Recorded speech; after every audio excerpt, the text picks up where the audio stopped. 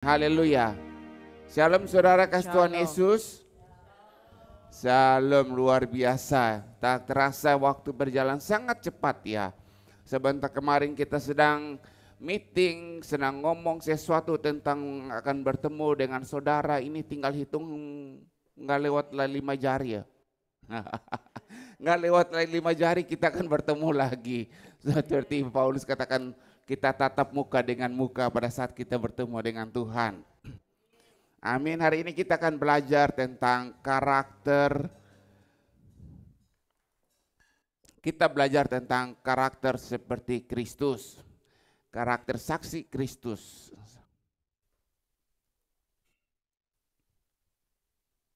Ya, di sini kita kan bisa melihat bahwa dalam segala hal setiap orang percaya diutus oleh Tuhan dan diharuskan setiap orang percaya harus menjadi saksi Kristus. Karena firman Tuhan dengan sangat jelas mengatakan bahwa para rasul 1 ayat yang kelima, tetapi kamu akan menerima kuasa kalau Roh Kudus turun ke atas kamu dan kamu akan menjadi saksiku di Yerusalem dan seluruh Yudea dan Samaria sampai ke ujung dunia.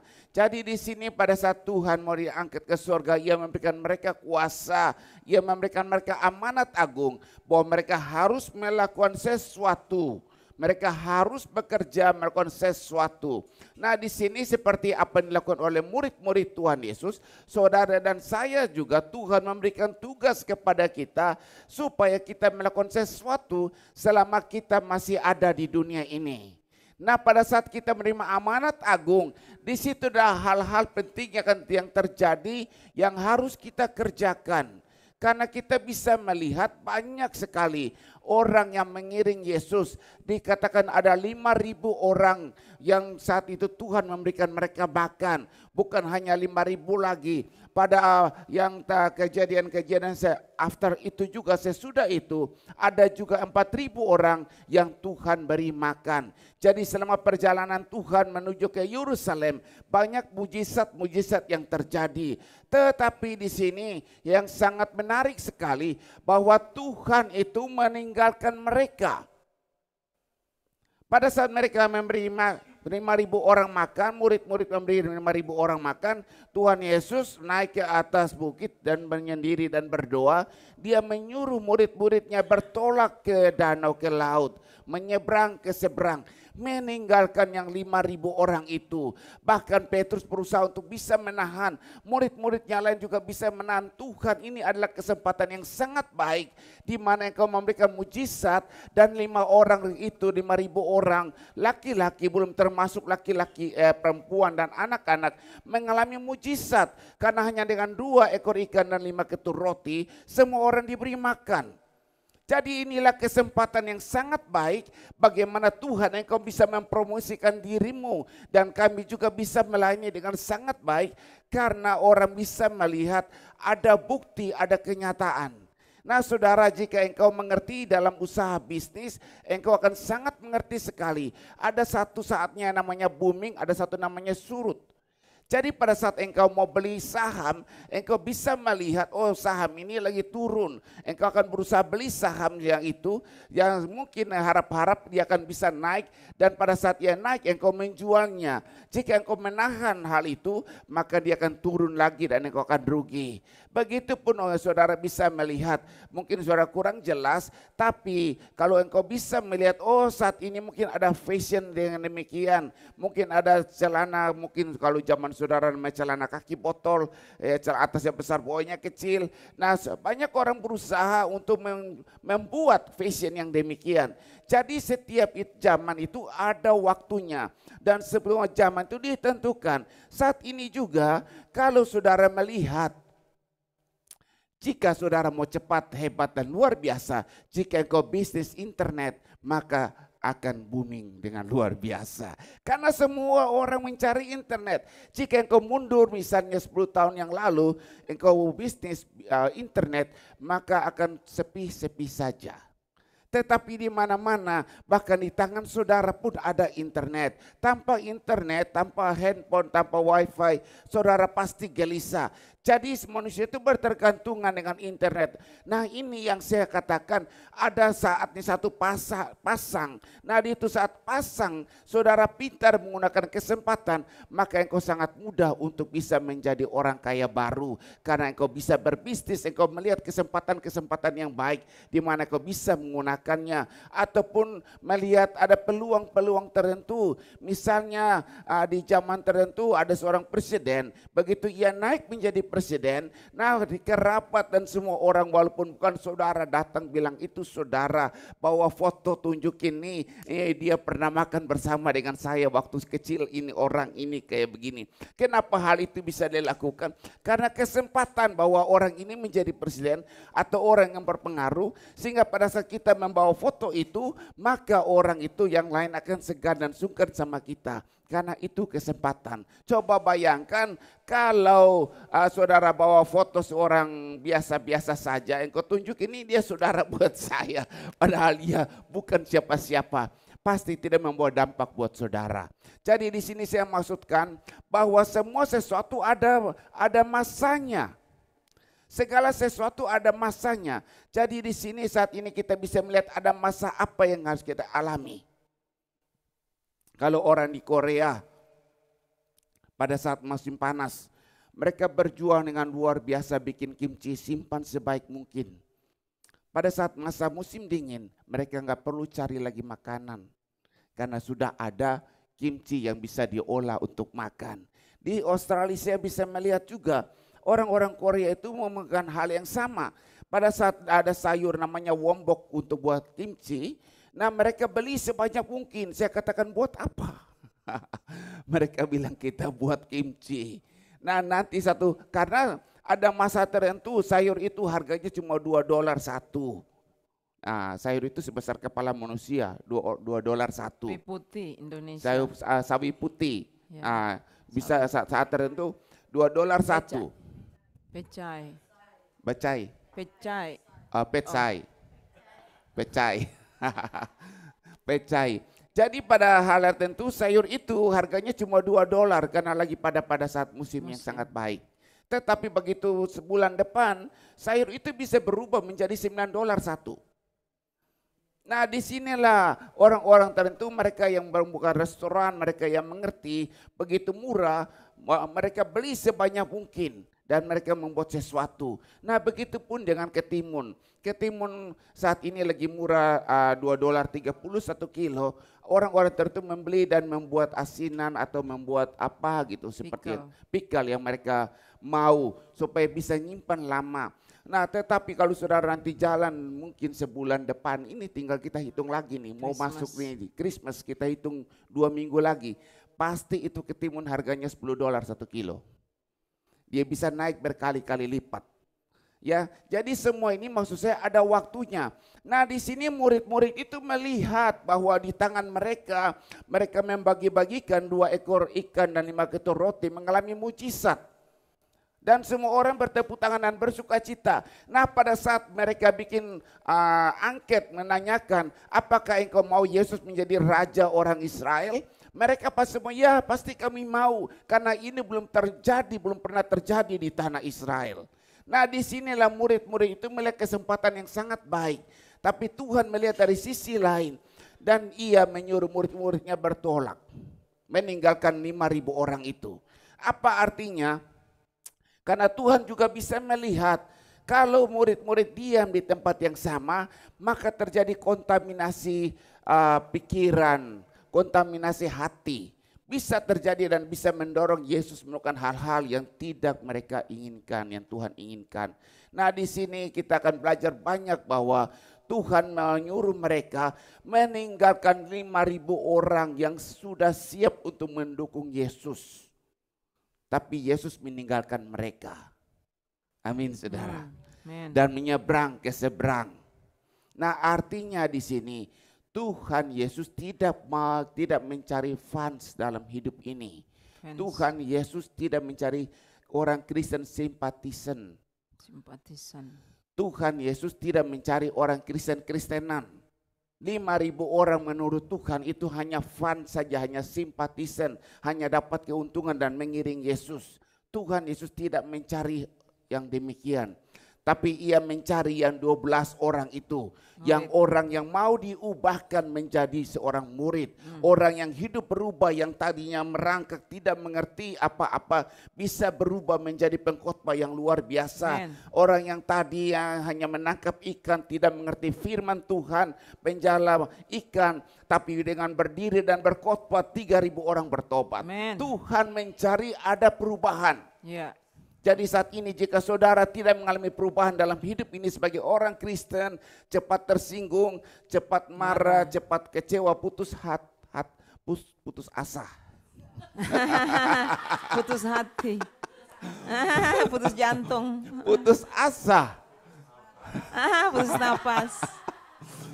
Jadi kalau terlalu mudah menyerah dalam masalah ini, nah saudara memikirkan, Tuhan apakah saya ini ada di bilangan ke-12 murid itu menjadi golongan murid, ataukah saya ini hanya simpatisan aja atau fans saja. Nah fans itu atau simpatisan pada saat ada untung datang seperti semut. Tetapi jika ada masalah, mereka akan pergi meninggalkannya. Nah disitulah kejadian yang Tuhan mau bahwa saudara dan saya, kita harus menjadi murid. Yang ia cari murid, bukan fans, bukan simpatisan. Iya, betul. Yang dia cari murid. Nah kita lihat terus lagi saudara. Jadi untuk menjadi saksi Kristus, tentu tidak cukup hanya modal dengan keahlian berkata-kata. Selain harus memiliki persekutuan dengan Kristus, kita harus memiliki karakter seperti Kristus agar menjadi saksi yang efektif. Nah seringkali dalam pertanyaan kita, jika kita mau menjadi Kristus, saksi Kristus, dalam pertanyaan kita, kadang-kadang apa sih yang sangat berharga dalam hidup kita? Saudara bertanya dalam diri saudara, apa sih yang berharga? Apa sih yang berharga yang saudara miliki saat ini? Mungkin saudara nengok, oh saya baru punya handphone baru nih, Samsung 15, G15 ya. iPhone. Oh Samsung 23. Oh. iPhone 14. iPhone 14. Ya. iPhone baru 14. Kalau saudara memiliki iPhone baru 14, mungkin saudara mungkin tidur juga taruh di bawah bantal, sudah supaya. Seringkali kita bisa melihat apa sih yang berharga yang kita miliki saat ini. Saudara mengerti apa yang saudara miliki. Saya ingat waktu pertama saya datang ke Australia itu saya beli mobil dengan harga 10.000, saudara 10.000 saat itu gede, saat sekarang biasa aja. Jadi begitu saya punya rumahnya itu unit di atas, begitu saya buka jendela saya bisa lihat mobil saya parkir di belakang. Jadi kalau mau tidur saya buka, saya lihat dulu, ada dia. Besok pagi saya bangun lagi, saya buka, ada dia. Padahal saya lupa berdoa loh. Udah keburu buka jendela, lihat ada mobil enggak. Tapi habis itu saya bilang, tapi Tuhan, kamu Tuhan, maklum Tuhan, kan saya mau pergi kencing dulu. Jadi sebelum saya kencing saya buka jendela. buka gorden, saya lihat dulu gitu, mobil ada atau enggak gitu. Nah di situ yang akhirnya saya belajar Tuhan menegur, di mana hartamu berada, disitulah hatimu. Jadi engkau lihat mobil terus kan. Karena itu yang sangat berharga yang engkau punya saat itu. Nah di sini kita belajar saudara, apa sih yang berharga dalam yang kita miliki saat ini. Semua daripada kita pasti berharga. Amin saudara. Iya pasti berharga. Jadi kita lihat terus lagi ya. Kita bisa menjadi saksi. Kita bisa menjadi saksi Kristus dengan yang pertama saya namakan menjaga rasa asin, nyala api. Kita lihat di Matius pasal 5 ayat yang 13 sampai yang ke-15. Kamu adalah garam dunia. Jika garam itu menjadi tawar, dengan apakah ia diasinkan? Tidak ada lagi gunanya selain dibuang dan diinjak orang. Kamu adalah terang dunia. Kota yang terletak di atas gunung tidak mungkin tersembunyi. Lagi pula orang itu tidak menyalakan pelita lalu meletakkannya di bawah gantang, melainkan di atas kaki dian, sehingga menerangi semua orang di dalam rumah. Jadi sini garam saat itu, di saat zaman itu, di Indonesia juga pada zaman-zaman itu sebelum kulkas ada, sangat berguna. Karena untuk bisa membawa persediaan makanan, orang dia mengasinkan ikan dengan garam. Orang bikin dendeng, orang bikin segala sesuatu. Itu pun dialami oleh orang-orang Israel. Supaya mereka ada persediaan makanan. Pada saat mereka mau masak, mereka tinggal mencucinya lagi dan mereka memasaknya. Tetapi di zaman sekarang sudah ada kulkas. Nah disinilah kalau garam itu asin, buat apa gunanya garam itu? Selain dibuang dan injak-injak orang. Di sini yang kita akan belajar saudara. Dalam perjalanan hidup kita ini pasti ada yang kita miliki sesuatu yang most expensive yang kita punya. Apa sih yang saudara punya yang berharga? Ya, anak. Oh, wah. Hidup. Hidup. Kesehatan. Amin. Ya. Ya, saya bikin lelucon aja kata Ciking, Pastor Jimmy suka Ibu King. bercanda. Ibu King, Pastor Jimmy suka bercanda. Nah, misalnya yang saya punya, saya bekerja, uang saya, uang istri saya. Uang istri saya, uang dia. Jadi anak saya, anak dia. Rumah saya, rumah dia. Ini jelas kalau rumah kotor dia marah-marah. Nah, begitu rumah kotor dia marah-marah. Saya lihat ini, saya seperti orang anak kos. Rumah kotor rumah saya juga gitu. Kok marah-marah? Piring banyak bertumpuk di dapur, dia marah-marah. Piring saya juga kok, saya mencuci nggak cuci kok marah-marah gitu. Nah, ini itu bercanda saudara. Saudara tahu yang sangat berharga dalam hidup ini apa yang saudara miliki. Sebenarnya bukan harta benda, bukan segala sesuatu. Yang saudara miliki yang sangat berharga yaitu karakter. Saudara harus belajar. Dengan karakter orang miskin bisa menjadi kaya. Contohnya, saudara ketemu, selamat pagi Pak, bisa saya bantu? Mulut manis tuh, karakter manis. Orang jahatin dia tetap senyum, orang marah-marah dia tetap senyum. Oh kamu mau senyum begitu? Iya, tapi saya sudah belajar. Orang yang memiliki karakter yang manis di dalam keluarga pasti dapat banyak kado. Amin saudara. Orang yang punya karakter yang manis di tempat kerja pasti dapat promosi, gaji naik. Amin saudara. Amin. Karakter Haleluya. itu sangat mahal. Kalau engkau pintar tapi karaktermu tidak bagus, engkau pasti tidak akan disukai. Saya belajar ada review tertentu bahwa banyak orang-orang yang lulus di Harvard University susah mendapat pekerjaan di Amerika. Kenapa mereka susah? Bukankah mereka pintar? Alasannya karena karakter mereka tidak baik. Mereka menganggap mereka pintar sehingga pada saat atasan mereka atau bos datang dan meminta sesuatu buat mereka sudah bilang gak bisa, harus begini. Jadi atasan itu bingung, saya yang mempekerjakan kamu, bosnya bingung, saya memberikan kamu gaji, saya minta bikin program ini, kamu sudah bilang gak bisa. Karena menurut yang saya belajar harus begini. Saya paling pintar di universitas, juara nomor 1. Bos jangan ajar-ajar lagi, saya lebih mengerti program ini. Nah saudara bayangkan jika saudara punya karyawan hal demikian. Nah pada saat saudara bilang, Udin. Bukan, di Jakarta kita ada pembantu laki-laki orang Sunda. Bukan, Udan. Ya, namanya Udan. Orang Sunda. Panggil, Udan, tolong cuci piring, tolong sapu. Udan bilang, Pak, itu belum waktunya saya. Saya sekarang jauh lagi masak. Tunggu saja ya Pak. Kalau papa saya pulang dari pengadilan, Udan, ambil air panas teh. Udan bilang, Pak, punya tangan nggak, punya kaki, ambil, saya lagi masak nih, tahu nggak?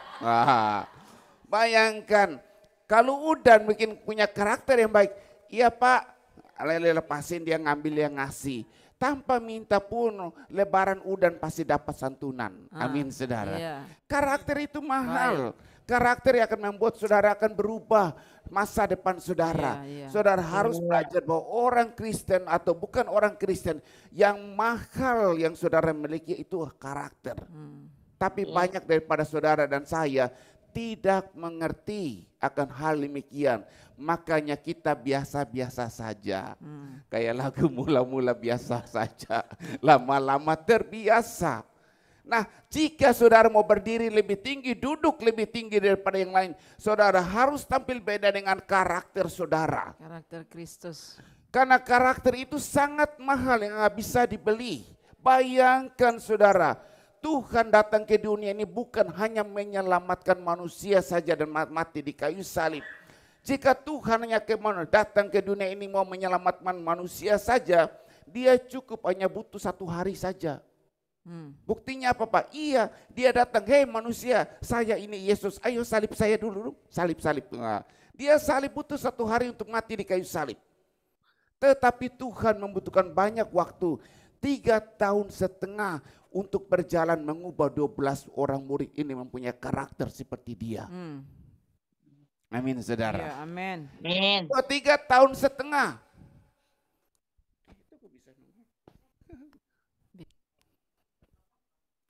Tuhan mempunyai 3,5 tahun ke dunia ini, dia mau menderita bukan segala sesuatu dalam pelayanan.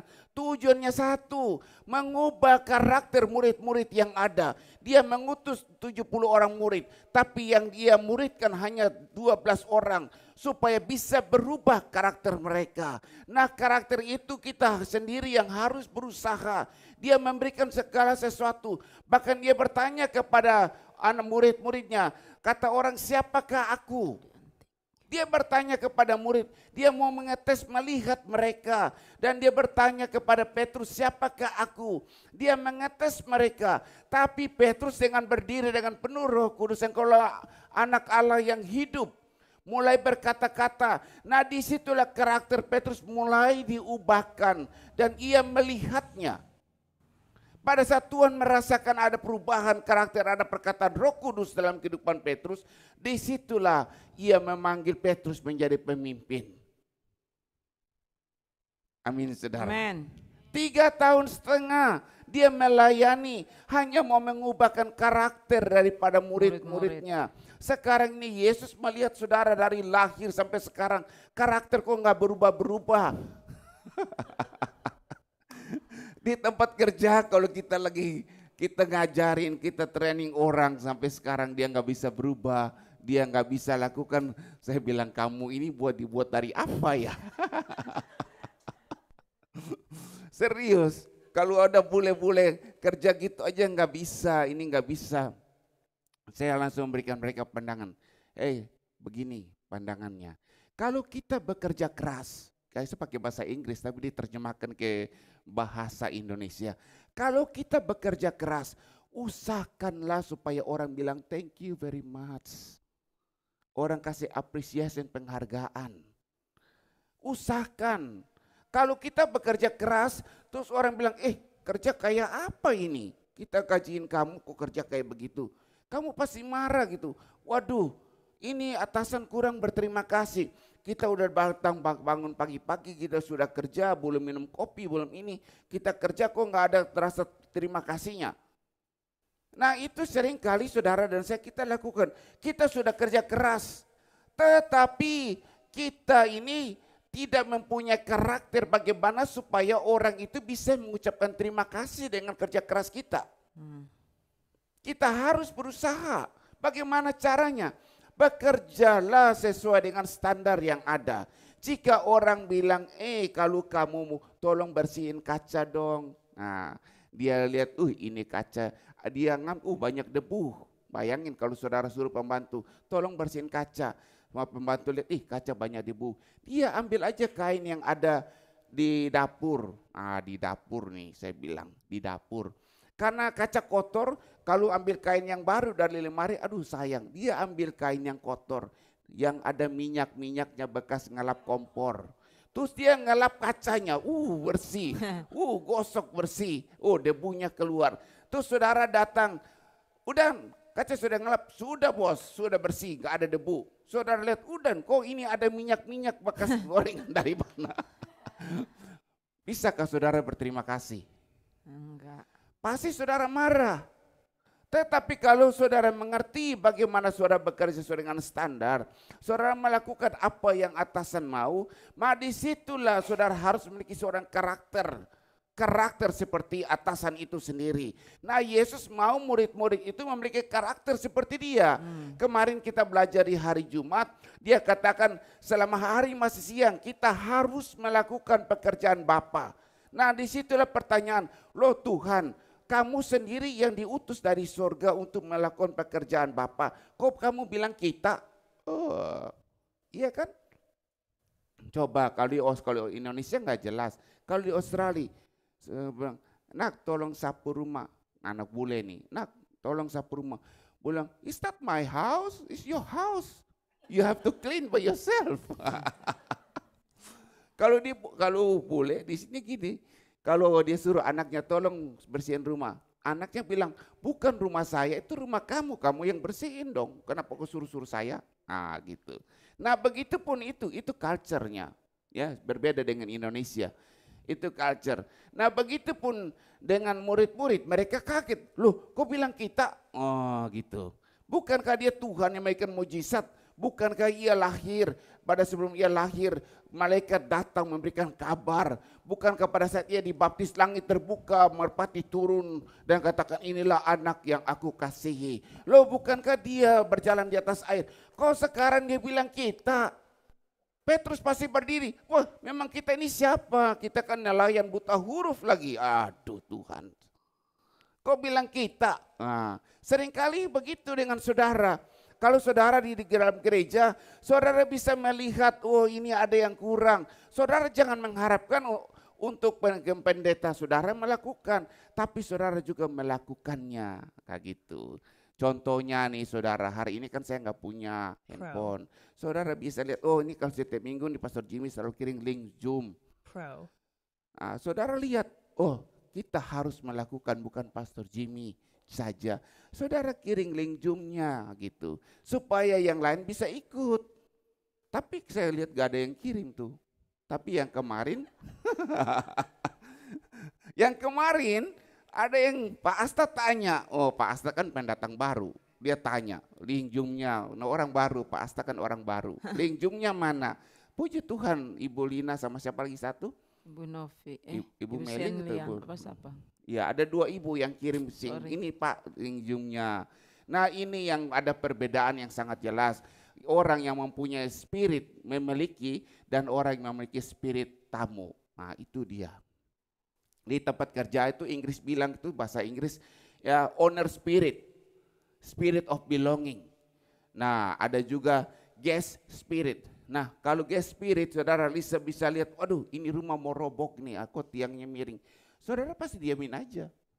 Tetapi kalau saudara yang punya rumah, ini tiang mau roboh nih, saudara tompak, iya kan om?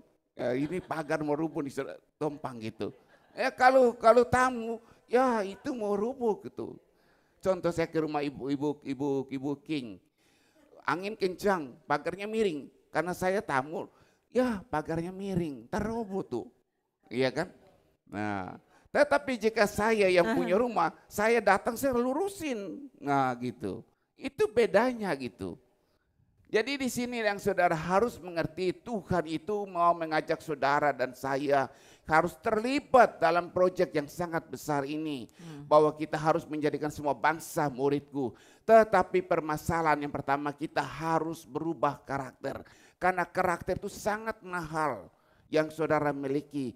Karakter itu bisa menyenangkan manusia, bisa menyenangkan Tuhan. Seperti Daud memiliki karakter yang baik, maka ia menyenangkan hati Tuhan. Wah, saudaraku, orang yang bisa menyenangkan hati manusia, saya percaya bahkan anak pun saudara akan ngasih kawin ke dia. Benar gak? Saudara punya anak gadis satu-satunya, saudara bisa melihat ini pembantu karakternya baik amat, walaupun dia miskin, walaupun tampangnya biasa-biasa saja, tapi karakternya baik banget. Dia gak pernah maki-maki, gak pernah bentak-bentak, suara gak pernah tinggi. Walaupun dia sakit gigi, dia tetap senyum. Saudara bisa melihat ini karakter yang baik. Saudara uji, saudara suruh dia cuci baju, saudara masukin uang 100.000 di dalam celana, sengaja lupa. Dia cuci baju, dia kembalikan uang kepada saudara. Saudara sengaja juga masukin cincin berlian, anting berlian di kantong baju saudara, suruh dia setrika. Dia balikin kepada saudara. Nah saudara, jika melihat karakter yang demikian, saya percaya walaupun saudara punya anak wanita satu-satunya, saudara pasti katakan sama istri, orang kayak begini susah kita dapatkan. Karakter itu membuat orang berubah. Jadi saudara harus mengerti, banyak saudara dan saya, kita gagal karena kita nggak memiliki karakter yang baik. Nah Tuhan itu berjuang 3,5 tahun mau mengubahkan karakter 12 murid itu untuk menjadi orang yang hebat. Nah Tuhan sendiri aja berusaha, tapi ada satu yang lolos. Lolos diubahkan, yaitu Yudas, saudaraku. Yudas lolos diubahkan. Nah kita semua ini harus berusaha. Nah kita bisa melihat rasa asin dan nyala api dalam bagian ini masukkan Tuhan untuk menggambarkan betapa berpengaruhnya kita atas dunia. Karakter yang baik adalah identitas kita untuk bisa mempengaruhi dunia dan dengan kebenaran. Memang ini benar, pada umumnya orang menolak Injil bukan karena kualitas Injilnya. Mereka belum tahu itu semua. Mereka menolak karena kelakuan kita yang tidak selaras dengan Injil yang kita katakan itu, yang kita percayai. Misalnya saudara bilang, bersama Yesus kita bukan perkara-perkara besar, tapi saudara pinjam uang, saudara susah balikin. Nah, itu repot itu saudara. Jadi akhirnya saya bilang, ada uang aja kita nggak bisa percaya sama dia. Bagaimana masa depan atau tentang harga sorga. Saudara, uang aja orang nggak bisa percaya sama kita. Bagaimana masalah sorga? Saya kalau ketemu begitu susah. Uang aja saya nggak bisa percaya sama dia. Bagaimana saya bisa mempercayakan pengajaran dia? Nggak dia ngajak tuntun saya, nginjilin saya supaya saya ke sorga. Dia aja nggak mau. Nah ini yang saya maksudkan saudaraku. Kalau kita memiliki karakter seperti kayak Yesus. Banyak orang memberi, tapi Yesus nggak make uang itu. Malah Yudas yang make. Kita lihat terus lagi saudara. Banyak hal yang sangat menarik. Yang kedua, menyatakan perbuatan baik. Demikianlah hendaklah terangmu bercahaya di depan orang, supaya mereka melihat perbuatanmu yang baik dan memuliakan Bapamu di sorga. Jadi arti katanya bahwa saudara dan saya, dunia ini lelah penuh dengan banyak teori dan konsep. Tetapi kekurangan sentuhan kasih yang nyata, karena kita mendapatkan kesempatan menyatakan kasih Tuhan yang terdahulu, yang terlebih dulu menyentuh kita. Nah ini artinya perbuatan-perbuatan kasih yang meskipun sederhana akan jauh melebihi, menyentuh daripada banyaknya teori. Jadi saya katakan bahwa karakter itu terlukis melalui perbuatan. Karena saya lagi berpikir nih, ya memang kita mensponsori anak-anak yang kuliah. Berbeda dengan orang yang lain, sponsor itu nggak mau tahu, dia aja pokoknya gua kasih uang selesai kuliah, pokoknya jangan tahu saya. Tetapi kita dari Evata, kita berusaha untuk masuk memberikan support, bahkan jemaat berdoa buat mereka paling sedikit 3 kali dalam seminggu. Hebat ya, karena begitu kasihnya kepada mereka. Walaupun mereka sendiri tidak memberikan yang sebaliknya respon yang baik, tidak memberikan respon yang baik, tetapi jemaat berdoa buat mereka 3 kali paling sedikit dalam 1 minggu. Dan juga jika ada hal-hal tertentu, mereka berusaha membeli kue, membeli sesuatu, bahkan saya mau pulang, semua pada sibuk titip barang buat saya. Dia pikir saya ini kurir kali. Aduh, ini kadang-kadang ini susah nih. Kalau pendeta terlalu merakyat, terlalu baik, ini susah menyalahgunakan. Saya lagi pikir-pikir kalau saya pulang balik dari sana ke sini, jangan titip-titip lagi gitu. Karena terlalu baik pendeta, terlalu merakyat, maka Pak tolong ini bawa Pak ini Pak cabai hijau, jahe merah dan cabai hijau.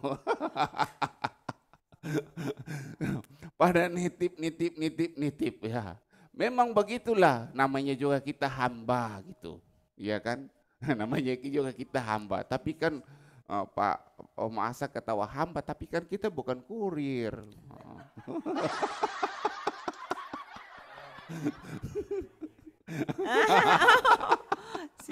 si Omon itu. Oh, kita terus lagi. Kita terus lagi, saudara. Nah, kita terus lagi.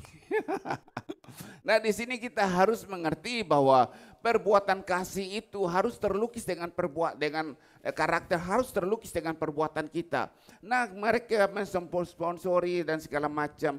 Jadi hati yang sangat baik. Nah, di sisi lain saya bisa melihat, misalnya contoh di mana saya bersekolah. Nah, di situ ada pendetanya sekolah, ada juga pelayannya bersekolah di dalam. Saya melihat kok itu orang tagih-tagih uang kuliah, ini bagaimana dia nggak bayar. Pendetanya diam-diam aja tuh. Kalau saya jadi pendeta terus pelayan saya lagi sekolah, dari tagih-tagih, ya mungkin saya usahakan, ayo kita bayar aja sudahlah supaya dia beres, supaya dia kuliah dengan baik. Ya mungkin begitulah. Atau usahakan sesuatu gitu. Tetapi kalau diam juga ya repot. Ini artinya namanya karakter. Artinya begini, kalau orang itu dia sukses dalam sekolah, dalam pelayanan, kan Tuhan itu dipermuliakan, banyak orang juga datang kepada Yesus, iya kan? Nah di situ cara kita berpikir. Jadi kita berusaha supaya dengan perbuatan kita, karakter kita tuh terlukis. Kita harus mengerti bahwa hidup ini kita harus berjuang, berlomba-lomba bagaimana kita bisa menyenangkan hati Tuhan. Nah, karakter itu akan menunjang saudara dan saya untuk bisa mencapainya. Tetapi karakter kita belum terbentuk dengan baik, disitulah kita akan susah untuk mengalaminya. Ya, akan susah mengalaminya. Jadi apapun yang saudara lakukan, saudara jangan khawatir, saudara mau titip oke lah. Karena pada saat saya pendeta jadi kurir, itu namanya pelayanan kasih. Itu pelayanan kasih. Karena kenapa? Ya, seperti Paulus, orang-orang Makedonia kasih sesuatu dia ngambil, dia bawa pergi ke orang-orang Korintus. Orang-orang Korintus kasih sesuatu dia bawa lagi pergi ke Makedonia. Nah, hal itu pelayanan kasih. Jadi artinya Paulus mengajarkan mereka bahwa jemaat itu harus saling mengasihi, menutupi satu dengan yang lain. Karena kasih menutupi banyak dosa. Amin. Hah? Ya Indonesia. Itu benar. Di Sydney mereka sudah kasih banyak oleh-oleh ya untuk kita bawa pulang. Akhirnya koper saya juga tersingkir hanya bawa oleh-oleh. Iya. Ya. Tuh pelayanan kasih saudara. Sudah. Jadi artinya saudara di sana walaupun saudara belum jabat tangan dengan mereka yang ada di Sydney, nah mereka memberikan kasih kepada saudara. Amin. Nah yang ada di Sydney, ada di Zoom yang belum ngasih, nah saudara jangan ketawa yang ketawa-ketawa. Maaf nih saudara, ini ketepa nih, ini ketepa nih. Soalnya semalam kita akan pergi Natal bersama. Nah pendeta itu khotbah begini. Oh yang ketawa itu ada dua, satu yang dikhianati, satu pengkhianat. Nah, siapa yang pernah dikhianati? Yang angkat tangan. Pendeta langsung bilang, ini yang gak angkat tangan, ini pengkhianat. Iya, akhirnya kita terjadilah begini transformasi. Nah kita terus lagi saudaraku. Jadi artinya di sini dunia itu terlalu capek karena orang banyak berikan teori. Dengan teori kelihatan seperti orang kudus dengan memakai baju jas yang bagus. Shalom. Tetapi jika karakter tidak diubahkan, maka itu menjadi batu sandungan dalam sebuah pelayanan. Bahkan Tuhan itu tidak dipermuliakan dengan gaya hidup yang ada. Amen. Nah saya challenge buat saudara pagi hari ini sebagai orang dikasih Kristus ditebus dengan harga yang mahal. Apa yang kau miliki saat ini? Yaitu karakter. Karakter itu sangat mahal. Dengan karakter itu engkau akan diberkati Tuhan. Dengan karakter yang baik engkau akan diberkati oleh manusia. Dengan karakter yang baik engkau tidak akan pernah kekurangan. Amen. Dengan karakter yang baik saya percaya hidupmu naik dan tidak akan pernah turun. Amin. Berusahalah saudaraku. Kita lihat lagi yang ketiga. Yang terakhir. Siap dimanapun Tuhan panggil. Nah ini kita lihat ayat yang Kisah Para Rasul 4 Kisah Para Rasul 1 ayat yang ke-8. Tetapi kamu akan menerima kuasa kalau Roh Kudus turun ke atasmu, dan kamu akan menjadi saksiku di Yerusalem dan seluruh Yudea dan Samaria sampai ke ujung bumi. Nah, di sini kita belajar bahwa jika kita melihat ayat ini mendapat prinsip bahwa pemberitaan Injil dimulai dari wilayah terdekat kita yang bisa kita jangkau lalu menjauh keluar ke wilayah yang luas. Jika di sekeliling kita masih struggle akan segala sesuatu. Kita harus berusaha dulu di sekeliling kita, baru kita bisa menjangkau keluar. Nah, sebagai gembala saya juga berusaha bahwa domba saya itu harus cukup dulu, baru saya nengok keluar. Ada yang bilang, Pak ini ada proyek pelayanan di luar Pak, ini mau bangun ini. Iya. Nanti saya ikutan ya. Saya lagi bergumul tentang jemaat saya dulu. Mereka cukup dulu, domba cukup dulu, baru kita jangkau keluar. Amen. Kalau yang di luar saudara pincang, saudara sakit-sakit, terus pendetanya menjangkau keluar. Ya kurang sehat artinya. Nah saudara, di keluarga saudara, karakter saudara belum bisa diakui oleh keluarga saudara. Mereka juga antara adik dan kakak, antara paman dengan saudara, mereka ragu-ragu ngasih pinjam saudara uang. Karena karakter saudara belum berubah. Saudara datang ngomongin Yesus dalam kehidupan mereka. Nah disitulah firman Tuhan tidak akan bekerja dengan baik. Tetapi jika saudara berubah karakter saudara, orang di sekeliling saudara kan bisa melihat, wah ada perubahan ya. Ada perubahan. Nah saya berusaha berubah. Karena istri saya berubah. Oh, dia berubah nih gara-gara program dari Pastor Yuli. Dia berubah. Ya, saya juga berubah. Saya berusaha. Jadi begitu saya ketemu, sini peluk dulu. Ketemu sini saya peluk dulu. Dia heran. Ih, kenapa peluk-peluk dulu? Kalau enggak dipeluk, dia waduh kurang disayang. Begitu saya peluk dia heran. Ih kenapa peluk-peluk melulu? Saya bilang ya habis sudah kurus sih. Enggak, bukan artinya kurus. Artinya kita berusaha untuk berubah. Harus ada perubahan dalam hidup ini. Mungkin kemarin kita ngomong sama istri kasar, sama suami kasar, kurang peduli. Kita harus berubah. Amin. Nah itu perubahan itu menuntut perubahan karakter. Perubahan itu mulai dari pikiran saudara. Pikiran itu akan membentuk saudara dan akhirnya dari pikiran dari hati membentuk tindakan saudara keluar yang terlukis karakter itu. Berusahalah saudara. Jika engkau tidak berusaha dari pikiranmu engkau tidak mulai berubah, maka engkau tidak bisa melukiskan dengan perbuatan. Apapun yang kita kerjakan, dimanapun Tuhan menempatkan kita, identitas kita sebagai saksi tidak pernah akan hilang atau selalu melekat karena itu kita tetaplah bersaksi untuk Kristus. Jadi walaupun saudara itu mempunyai status atau karakter yang tidak baik, saudara itu diwajibkan oleh Tuhan harus bersaksi. Jadi untuk membuat kesaksian saudara lebih baik dan lebih mudah sekali, saudara harus menyertai dengan karakter-karakter yang baik. Amin. Karena orang Kristen itu dituntut. Kalau kita bisa melihat Pak, orang-orang Hindu, Buddha itu baik-baik Pak. Ngomongnya sopan, baik-baik. Karena orang Buddha dan orang Hindu itu mereka percaya hukum karma. Kalau mereka tipu orang, mereka pasti ditipu. Kalau enggak mereka lahir lagi jadi binatang. Tapi kalau mereka membuat hal-hal yang baik, maka mereka akan mendapatkan enlightenment, pencahayaan yang baik.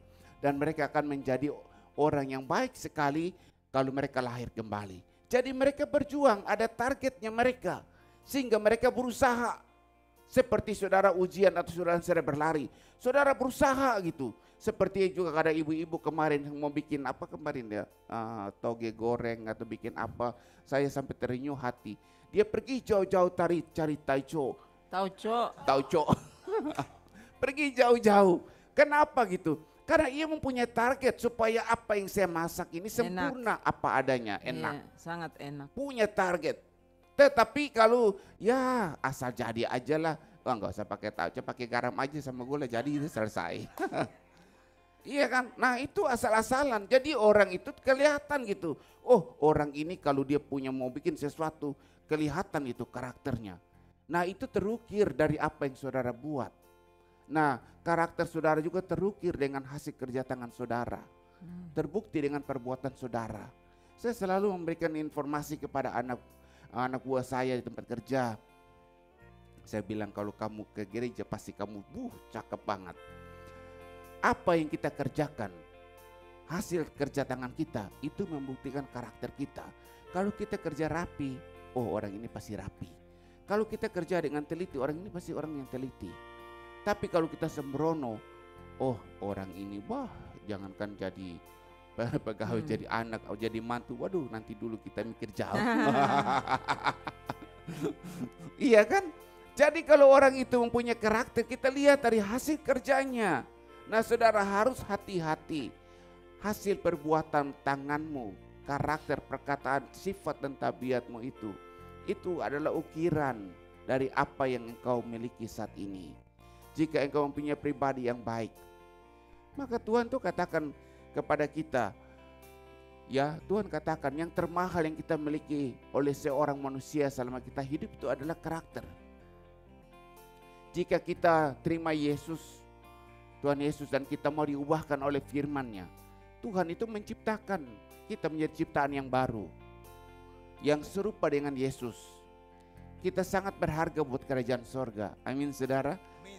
Sangat berharga karena Roma pasal 8 ayat yang 29 mengatakan sebab semua orangnya dipilih dari semula, mereka juga ditentukannya dari semula untuk menjadi serupa dengan gambaran anaknya, supaya ia anaknya menjadi yang sulung di antara banyak saudara. Begitupun Roma pasal 12 ayat yang kedua, janganlah kamu menjadi serupa dengan dunia ini, tetapi berubahlah oleh pemburuan budimu, sehingga kamu dapat membedakan manakah kehendak Allah, apa yang baik dan yang berkenan kepada Allah, dan apa yang sempurna. Jadi artinya di sini hidup saudara dan saya, kita punya target. Kalau orang Buddha dan Hindu tadi punya target supaya mereka mendapat karma yang baru, karma yang baik pada saat mereka reinkarnasi kembali. Orang Kristen itu mempunyai target lebih tinggi, bahwa mereka harus serupa dengan Yesus. Jadi saudara jangan bilang hidup itu oleh iman. Oh kita ke surga, kita karena iman kita.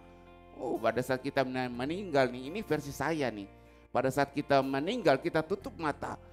Bapak lihat, ini bukan Yesus, ini muka aneh nih, kita nggak kenal nih. Tetapi jika saudara, karakter saudara berubah seperti Yesus, oh Bapak lihat, oh ini Yesus. Karena pada saat saudara mempunyai karakter seperti Yesus, engkau berubah. Pada saat engkau duduk berdoa, Bapa di sorga melihat bukan saudara, tapi lihat Yesus yang sedang berdoa. Padahal Yesus ada di sorga. Karena kita diubahkan serupa. Jadi pada saat kita tutup mata, jika kita serupa dengan Yesus, kita ke sorga. Tetapi pada saat kita tutup mata, kita nggak serupa dengan Yesus. Kata Alkitab, orang percaya bahwa Petrus itu penjaga pintu gerbang. Dia buka gerbang, ini siapa ini, gelendangan dari mana? Ke tempat kamu bukan di sini. Tetapi jika dia melihat, serupa dengan Yesus. Mari Lord, silakan. Dibawa saudara masuk. Saudara, jangan sepelekan dengan hal ini. Karena ini adalah masa depan saudara kemudian. Amin. Iman itu nggak cukup, saudara, kata Alkitab, jika tidak disertai dengan perbuatan. Iman jika disertai dengan perbuatan dibenarkan. Abraham dibenarkan bukan hanya iman saja, tapi karena perbuatan. Nah perbuatan itu terukir karena mempunyai karakter yang baik. Jika kita punya karakter seperti Yesus, maka kita akan bling bling bling. Haleluya. Amin, saudara. Amin.